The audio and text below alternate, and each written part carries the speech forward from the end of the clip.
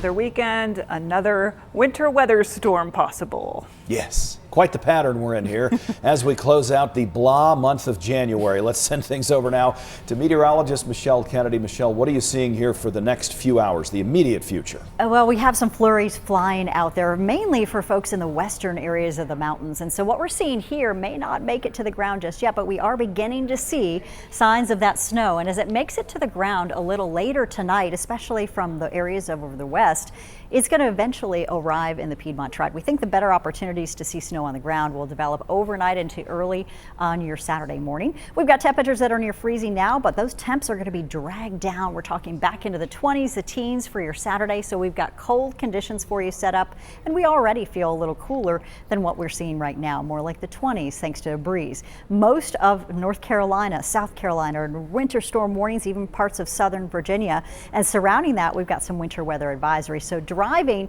is not advised over the next 24 to 36 hours at least until you know what conditions are developing. Here's the current thinking with our snowfall forecast. There are going to be some have-nots in this in terms of the higher totals. We're watching where that drier zone may develop for us in the storm, but at the moment we're still thinking that the lighter snowfall may develop here for folks out from Wilkesboro through Mount Airy and Martinsville. And if we see that shift in the drier patches of air that could work into the storm, this area could shift east as well. Right now, our forecast is some 4 to 6 inches across the Piedmont Triad.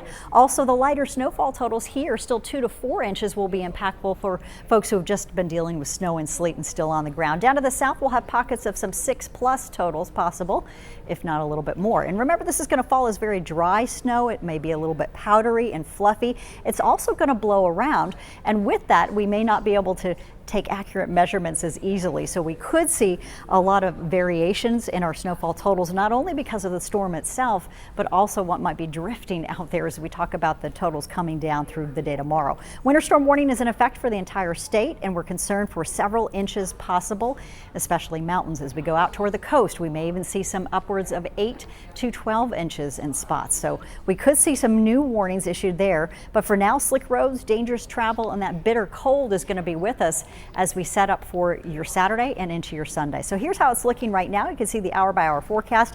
We have a little while before that snow makes it to the ground and keeps going and fills in for the foothills and from the mountains. So we're going to see this track from west to east, and by Saturday midday, we should start to see snow really falling and beginning to fill in from the Triad out through areas like Charlotte. And there's a potential to see some higher totals down to our south now too. From Charlotte, as we go through areas of the Triad, you'll see some improving snowfall totals for folks here as they have maybe the better banding that takes place down to our south and west. To the east, we then start to see the storm blowing up over the ocean, and if this continues to strengthen and potentially rapidly intensifies, it'll draw in more of that Atlantic moisture and just dump a whole lot of snow, and a lot of it could be a heavier wet snow by the time it reaches the coast here from areas of Emerald Isle as we go north through areas like Hatteras too. So talking about the snow, that is going to still be with us through Saturday. Most of Saturday, it starts to wind down Saturday night and it's out of here.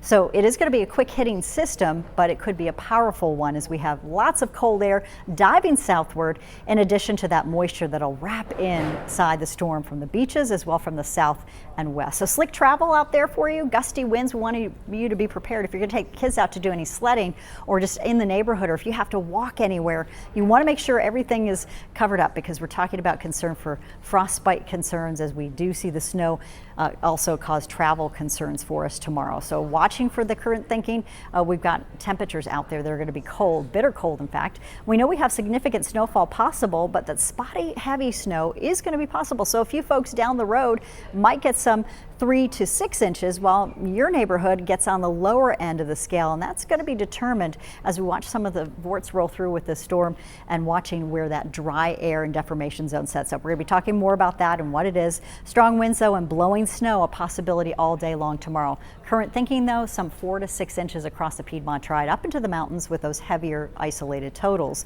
Your cold weather alerts, we've got dangerously cold conditions out there. Hypothermia and frostbite risks are up, especially in the mountains. Those are where your extreme cold warnings are located. 5 to 25 degrees below zero. No thank you. But I know a lot of folks might be hitting the slopes. This is a time you want to have the ski goggles on and a ski mask as well and cover any exposed skin. You look ahead, your feels like temperatures across the Tri down into the teens early Saturday morning as the snow is falling, and we're some 3 to maybe even 10 below in spots around the foothills. In the mountains though, and that's where we start to get even colder as the winds pick up throughout the afternoon, overnight into our Sunday morning. So very cold conditions. We'll talk more about the winds, the cold, and yes, the snow. We do expect to see impacts lingering through at least Sunday.